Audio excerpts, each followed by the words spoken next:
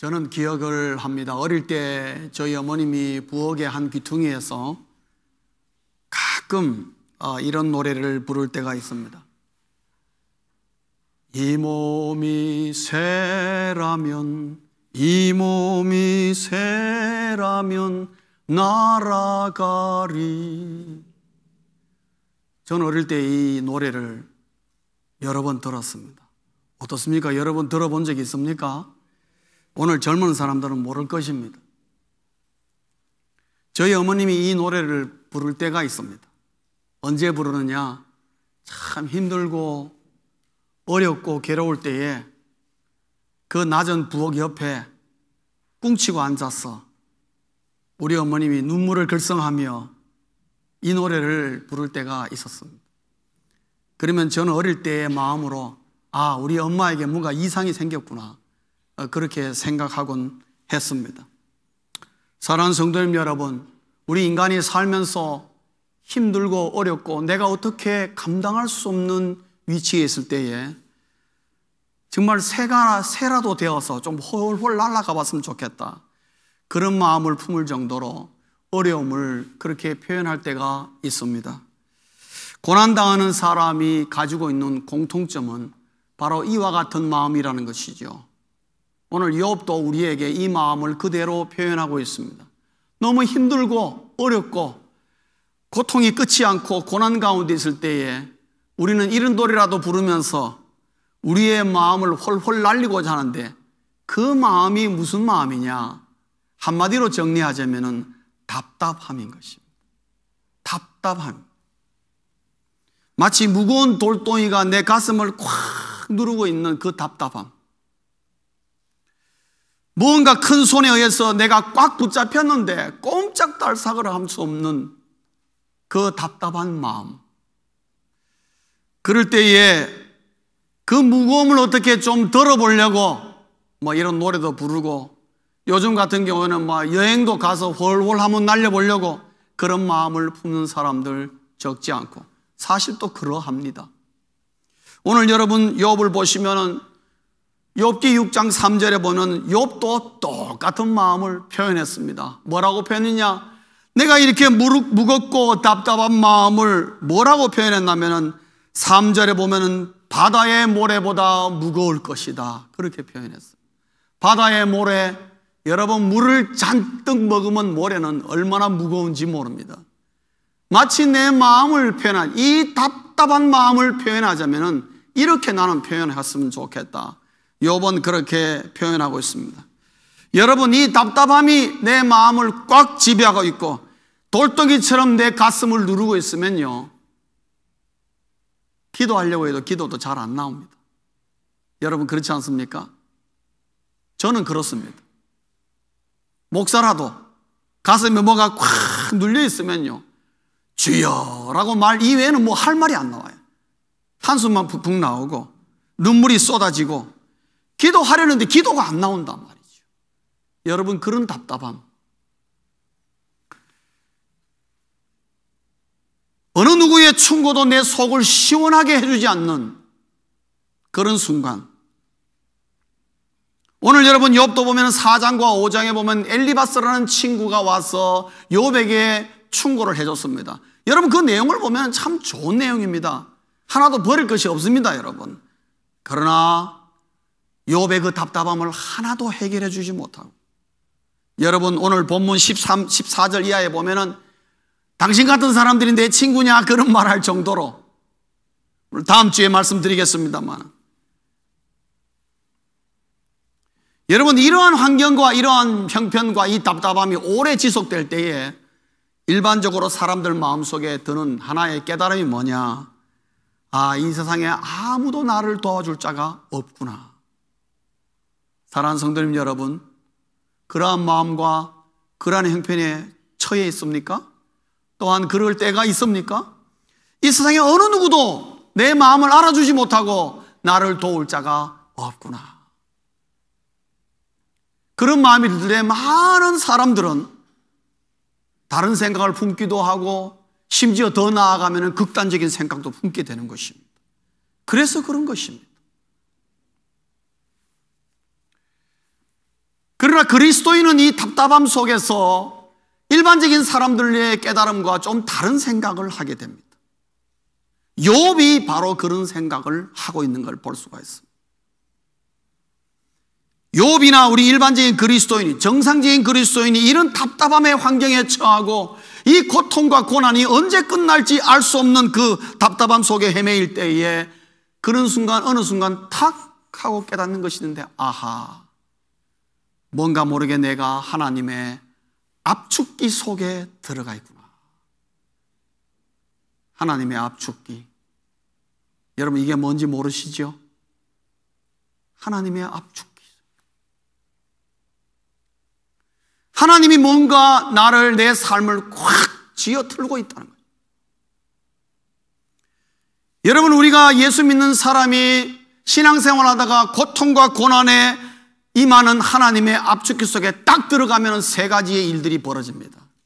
그 첫째가 뭐냐 하면은 경제적인 파탄입니다.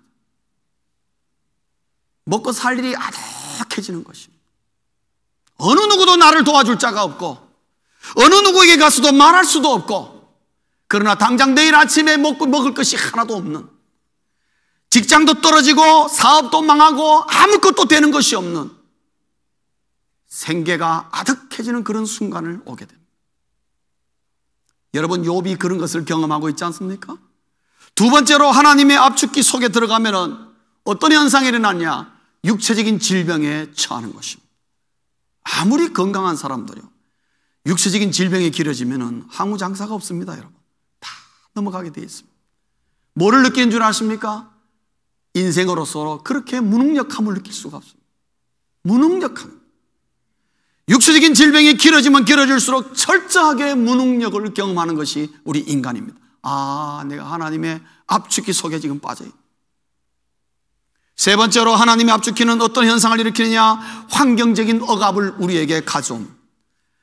사업관계가 전부 깨어집니다. 인간관계가 깨어집니다. 가족관계가 깨어집니다. 시집과 친정, 이런 여러 가지 관계들이 다 깨어지고 형제들 간에도 다 깨어집니다. 하나도 관계가 제대로 되는 게 없다 이 말이죠. 뭔가 모르게 다 깨어지는 겁니다.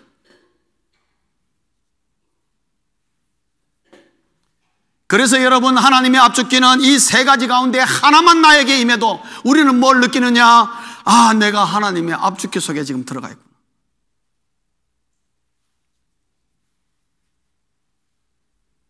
그러나 여러분, 하나님의 압축기 속에 들어가면 그게 고통과 고난과 어려운 거지만은 그것으로 끝나지 않습니다. 여러분, 기억나십니까? 저 어릴 때 기억납니다. 참깨를 이렇게 동그랗게 해서 탁 가지고 말아서 가면은 그 참기름 짜주는 데 있지요. 가면은 그 깨 넣고 이렇게 짭니다. 그렇죠? 여러분, 깨를 넣고 그 압축기 속에 찍어 누르면은 밑으로 뭐가 나옵니까? 기름이 나옵니다. 기름이 나옵니다. 그걸 참기름이라 그럽니다. 여러분, 아십니까? 그걸 참기름이라 그럽니다.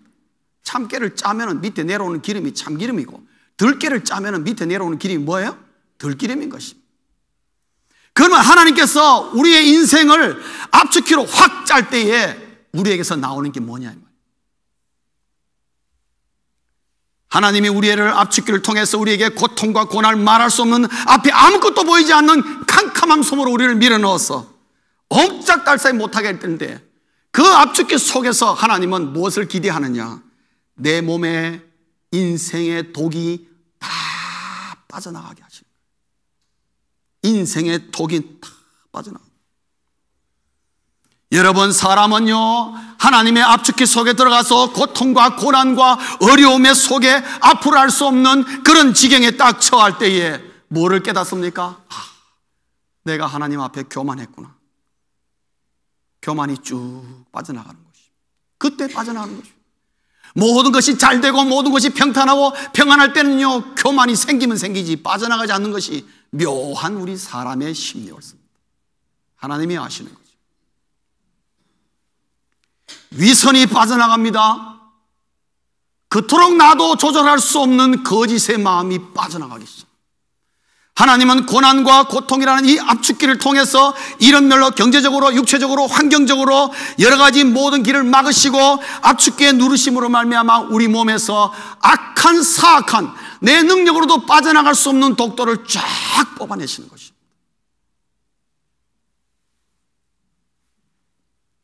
그렇지 않으면 영원한 죽음에 처하기 때문에 그렇습니다. 어릴 때 저희 집에 저는 개를 좋아해가지고 우리 집 전체가 개를 좋아했어요. 지금은 제가 개를 못 기르고 있습니다만 여러 가지 환경적인 요건으로 말입니다.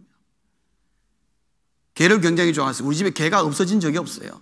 하여튼 동네 지나가는 개도 우리 집에 들어왔다 갔으니까요. 개를 굉장히 좋아하는데 우리 교회 기르는 세파트 한 마리가 어느 날 어딜 돌아다니다가 쥐약을 먹고 온 거예요. 쥐약을 딱 먹고 오면 개가요 벌써 눈 위에 불이 들어옵니다. 이 독이 퍼지니까 난리가 나죠. 개도 막 죽을 고생합니다. 그러면 그때 제일 빨리 취해야 될 일이 뭐냐면은 그 개를 잡아가지고 개로 하여금 뭐 하게 해야 됩니까? 토하게 만들어야 그나마 개가 2, 3일 앓다가 살아나지. 놔두면 어떻게 됩니까? 죽어버립니다. 그렇기 때문에 개를 살리기 위해서는 어떻게 해요? 어떻게든지 개를 잡아요. 그래가 제가 개 좋아하니까 야 인수야 가서 저 개 잡아와라. 그럼 제가 개를 잡으러 가죠. 개를 잡으러 가는데 이 쥐약 먹은 개는요 어떻게든지 내한테 안 잡히려고 온 동네를 헤매 돌아다니고 안 잡히려고 발버둥을 칩니다. 왜요? 자기가 뭐 어떻게 되냐고. 이 야성의 본능이죠. 개가 동물이 갖고 있는 야성의 본능입니다. 어떻게든지 구속을 안 당하려고 하는 것이죠. 그러나 저는 잡으려고 합니다. 여러분 그 순간에 개가 제 손에 잡혀야 됩니까? 안 잡혀야 됩니까? 잡히지 않으면 어떻게 되죠? 죽습니다. 잡아가지고 어떻게 해요? 힘들지만 어떻게 해요? 개 입속에다가 막 집어넣어가지고 어떻게 해요? 토하는 순간에 개는 뭘 느낍니까? 아이고 속이 뒤집어지는 고통을 느끼죠. 그러나 그래야 어떻게 해요? 삽니다. 사랑하는 성도님, 우리 인생도 쥐약 먹은 개만도 못할 때가 있어요. 우리가 뭔지도 모르고 이 세상에서 막 집어넣어가지고 도구로 꽉 차가지고 교회 나가지고 주여 주여 하나님 볼 때에 웃으시는 거예요. 저래가지고 어떻게 그리스도인 노릇을 하겠으며 어떻게 신앙생활을 하겠느냐 할 때 하나님이 일로 와. 안 잡히려고 발버둥 치지만 하나님이 꽉 잡아가지고 어딜 집어넣어요? 압축기에 확 집어넣어요. 어떻게 해요? 독이 쭉 빠져나와서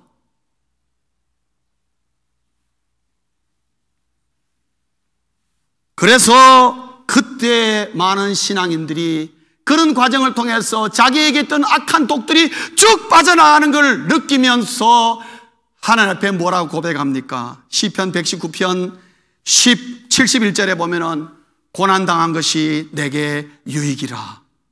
그때야 아는 거예요. 그때야. 그전에는 막 중리사안이 하나님이 날 왜 이러시나 저러시나 하고 난리를 피우다가 하나님께서 쫙 짜가지고 어느 순간 되면 어떻게 해요? 고난당한 것이 내게 유익이라. 그렇기 때문에 내 인생이 이 고통과 고난과 어려움이 어디서 왔는가? 내가 지금 하나님의 고난의 압축기에 들어가 있구나. 그러면 우리가 해야 될 일은 뭡니까? 하나님이 그 압축기를 풀어줄 때까지 기다려야 돼요. 기다려야 돼요. 그럼 하나님의 때가 되면은 어떻게 해요? 하나님 봤을 때 이제 독이 다 빠져나갔다 싶으면은 하나님이 딱 풀어줄 때가 있어요. 그때 우리가 하는 고백이 뭐라고요? 고난당한 것이 내게 유익이라. 사랑하는 성도님 여러분, 여러분의 삶에 고난과 어려움과 환난이 있습니까? 그 끝에 가서 여러분의 고백이 고난당한 것이 내게 유익이라, 이런 고백이 되시기를 주의 이름으로 축원합니다. 그런 고백도 나오지 않는 그리스도인은 그리스도인의 그 묘미를 모르고 하나님이 주는 고통의 그 사랑을 못 깨닫는 경우가 있단 말이죠. 그런 사람 없기를 바랍니다. 욥은 그거를 알았습니다. 어렴풋이나마 그렇구나. 그래서 하나님께서 나를 하나님의 압축기에 넣어서 지금 하나님이 나를 짜고 계시는구나, 나에게 독이 빠져나간다는 걸 생각하고 하나님의 내가 잡혔다는 증거니까 하나님이 나를 붙잡아 준 것에 대해서 오히려 우리는 감사해야 되는 것입니다. 그래서 그리스도인은 고난 가운데, 고통 가운데서도 감사할 줄 아는 것입니다. 왜? 하나님의 의도를 알기 때문에. 그러나 오늘 본문을 보시면 욥은 그것으로 끝나질 않았습니다. 5절 이후로 보면은 욥은 단순히 고난당한 것이 나의 유익이다 라는 수준으로 하나님 저는 만족하지 못하겠습니다. 그런 고백이 나옵니다. 이왕 당하는 고난, 이왕 하나님 압축해 내가 짜일 바에야 하나님 고난당한 것이 나에게 유익이라, 단순히 나를 회복시켜주고 나 이전의 것으로 하나님께서 되돌려 주시는 거, 나는 그것으로 만족하지 못하겠습니다. 그것을 오늘 5절과 6절과 7절에 보면요, 재밌는 표현을 해주고 있습니다. 들나귀가 풀이 있으면 어찌 울겠으며 소가 꼴이 있으면 어찌 울겠느냐. 여러분 6절 볼까요? 싱거운 것이 소금 없이 먹히겠느냐, 달걀 흰자위가 맛이 있겠느냐. 여러분 요 바로 앞에는 달걀 하나도 없습니다. 여러분 달걀이 다 뭡니까? 먹을 것이 없고 저도 제대로 못 먹을 정도로 욥의 입장은 지금 이렇게 말할 만한 처지가 되지 못합니다. 그런데 하나는 말이 달걀 흰자위가 있더라도 나 소금 없으면 안 먹는다, 그 얘기거든요.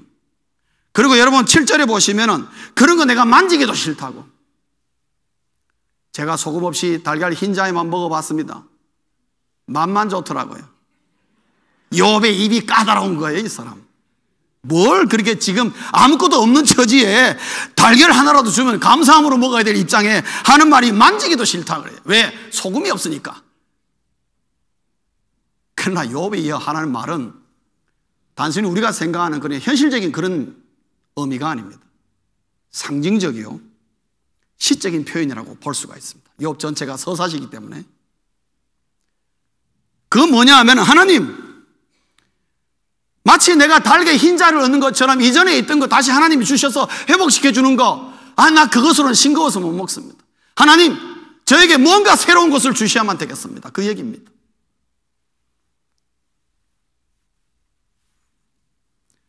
구절에 보시면 8절에 보시면은 자기에게 하나님을 향한 소원이 있다고 그랬습니다. 이 고통과 극심한 고난 가운데서도 하나님을 향하여 하나님 나는 소원이 있습니다. 그런데 그 소원은 단순히 달걀 흰자위만 주고 소금 주지 않는 그런 게 아니라 내 입에 딱 맞는 거 하나님 주셔야만 됩니다. 이 소원을 들어주십시오. 근데 그 소원이 무엇입니까? 9절에 보시면은 하나님 나를 죽여주세요, 그렇게 얘기합니다. 나의 소원은 하나님 나를 죽여주시는 겁니다. 근데 여러분 9절만 보는 것이 아니라 10절까지 가만히 음미해 보면 이 욥의 말의 의미를 우리가 다시 한번 곱씹어 보면 얘기가 달라집니다. 욥에서 여기 말해서 하나님 나를 죽여주세요 하는 이 말은 단순히 육체적인 죽음을 얘기하는 것이 아니라 하나님 지금까지의 내 인생을 죽여주시고 나로 하여금 하나님 새 사람으로 만들어 주십시오, 그 마음이 담겨 있는 것입니다. 하나님 단순히 이 고통에서 해방되고 회복되는 것으로 나는 만족하는 것이 아니라 이왕 이렇게 된 바야 하나님 나를 완전히 새롭게 새로운 사람으로 재창조해 주십시오, 그 고백을 하는 것입니다. 왜 그렇습니까? 욥은 세상의 부를 누려봤으며 10명의 자녀를 두었고 정말 동네의 유질에서 동방의 소문난자로서 명예와 폭넓은 인간관계를 누렸습니다. 거기다 하나님까지 잘 믿었습니다. 욥 생각에 이 정도면 이 땅에서 성공한 삶이요, 더 이상 부러울 것이 없으며 더 이상 내가 하나님께 원하는 것이 없다고 그렇게 살았던 자신이 하나님이 압축기에 한번 딱 들어가 보니까 아무것도 아니라는 걸 깨달아요. 그것보다는 이제 정말 중요한 것은 하나님이 나를 새롭게 하셔서 내가 이제 진정으로 하나님의 사람으로 산다는 거, 이게 나에게 주어지는 진정한 복이라는 것을 욥은 고난 가운데 깨닫기 시작한 것입니다. 근데 애석하게도 이 소원을 이제는 하나님밖에는 들어줄 자가 없습니다. 누가 이 욥을 구원하겠습니까? 그래서 11절부터 13절까지의 여러 가지 질문들이 나오는데 그 질문들의 핵심은 뭐냐? 내가 바라는 바가 이거지만은 이것을 이제는 들어줄 분은 하나님밖에 없습니다. 하나님 들어주실랍니까? 그 얘기입니다. 사랑하는 성도님 여러분, 욥은 고난 가운데 지금 매우 답답한 속에 있습니다. 정말 새가 되어서 훨훨 날아가고 싶은 마음이 꿀떡같지만은, 그러나 한편으로는 어차피 이 당하는 고난이 단순히 고난 당한 것이 내게 유익이라 과거의 삶으로 회귀되고 회복되는 것으로 자기는 만족하지 않고 이왕 하나님의 압축기에 들어갔다 나올 바에야 빠질 거 다 빠져서 이에 진정한 하나님의 사람으로 거듭나는 새 사람이 되기를 원했습니다. 하나님이 정말 욥에게 원했던 것은 바로 그것입니다. 하나님이 오늘 고난과 고통과 어려움 속에 있는 오늘의 모든 그리스도인들에게 진정으로 원하는 고백이 뭐냐? 바로 그건 것입니다. 말씀을 맺겠습니다. 이 세상에 도울 자가 없습니까? 여러분, 이 세상에 나를 도울 자가 없을 때가 많습니다. 그거 너무 실망하지 마십시오. 어떤 면에서는 당연한 것입니다. 그러나 우리 그리스도인들은 내가 고난과 고통과 어려움 속에 주위를 돌아봐도 아무도 도울 자가 없을 때가 바로 하나님을 바로 알 수 있는 기회인 것입니다. 하나님의 마음을 정확히 파악할 수 있는 기회인 것입니다. 그리고 내 가치를, 내 인생의 가치를 새롭게 할 수 있는 너무나 훌륭한 기회가 될 수 있는 것입니다. 나의 고통을 도울 자가 없다고 원망하고 낙심하고 다른 사람에게 손가락질하고 너 때문에 그렇게 되었다고 말하지 마십시오. 그럴 필요 없습니다. 내 인생이 하나님의 압축기에 들어가 있다고 여러분 두려워하지 마십시오. 하나님의 때가 되면 반드시 풀릴 때가 있습니다. 믿으시기를 주의 이름으로 축원합니다. 그러나 하나님의 의중이 무엇인지를 잘 알고 있어야 한다는 것입니다.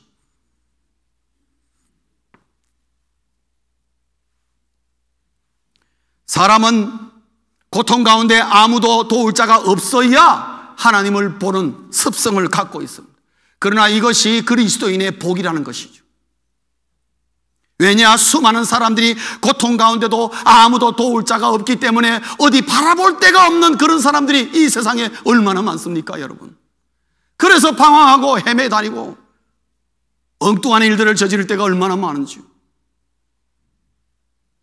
도울 자가 없을 때 욥처럼 하나님을 바라볼 수 있는 절호의 기회로 삼고 하나님을 향하여 거룩한 소원을 품을 줄 아는 성도들 되시기를 바랍니다. 오늘 우리가 감사한 것은요,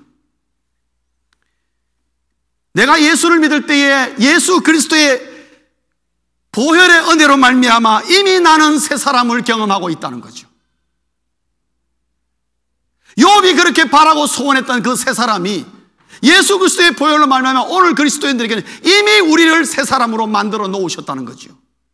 문제는 욥은 그 새 사람의 가치를 바라보고 소망하고 그 가치를 잘 알고 있는데 이미 예수 그리스도의 보혈로 새 사람이 된 우리 오늘의 그리스도인은 그 가치를 잘 모르고 있다는 거죠.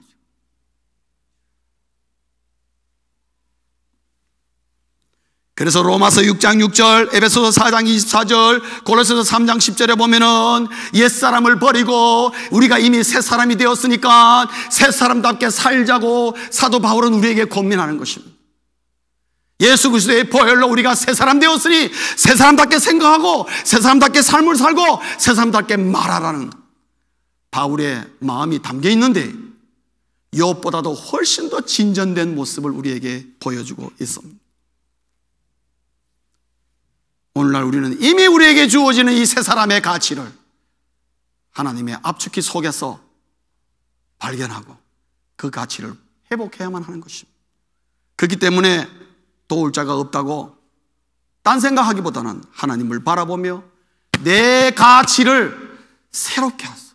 하나님의 손에서 새 사람으로 빚어지는 좋은 계기로 삼을 때에 그 고통과 고난과 어려움은 내 인생에 더할 수 없는 기회가 될 수 있는 것입니다. 이러한 새 사람의 그리스도인 되시기를 주의 이름으로 축원합니다. 기도하시겠습니다.